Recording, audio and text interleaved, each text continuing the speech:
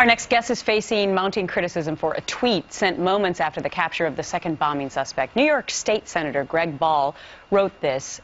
So bleep number 2 in custody. Who wouldn't use torture on this punk to save more lives? But he's sticking by what he says, and he joins me now. Good morning to you. Good morning. How are you? I'm doing just fine. So Friday, obviously, you were watching what was unfolding on television. I was actually on a treadmill running about 8.5 miles. I think I was 8 miles in. So you were watching it. All right. So you were exercising while watching it. Good for you. And you put out this tweet about torturing this suspect. You got a tremendous amount of blowback right away. Were you surprised that people responded to it? I mean, the Twitter universe is full of a lot of interesting people, and whether it be this issue or any other, I've gotten feedback not dissimilar to this. But at the end of the day, I think a lot of politicians typically are quite honestly full of crap.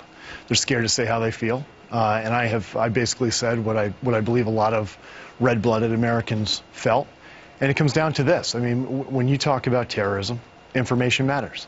And if getting that information, including torture, would save one innocent life, including that we've seen children, would you use torture? And I can tell you that, I would be first in line. Mm-hmm.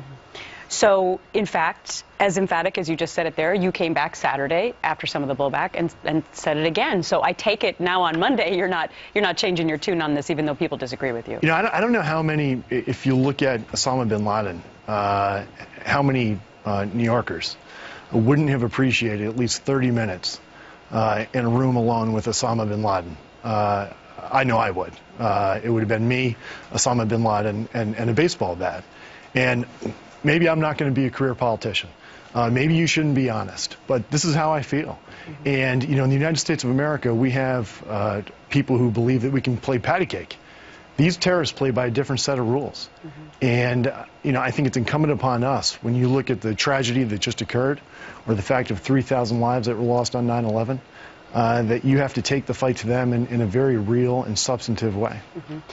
On the flip side, have you had people who've supported you in what you said? I have. I mean, most of my constituents have been very supportive. Like I said, I think I stated what most people are probably feeling, and what most politicians are just, too scared to say. Mm-hmm. You realize that since he's captured in the United States, he's not going to be tortured. Well, I'll tell you this.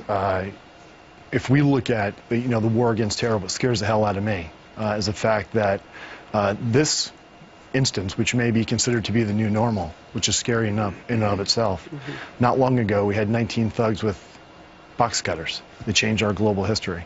And it's increasingly likely that a small group of well-financed people are going to be able to really bring this country to its knees. Mm-hmm. And it's easy to debate this in ivory towers and editorial board meetings, but America better use this as a wake-up call. Mm-hmm. And realize that they're playing by a different set of rules. Well, I think a lot of people respect your candor. They may not agree with you, but they may like what you said about politicians finally saying what they really think. Greg Ball, a state senator in New York, thanks much.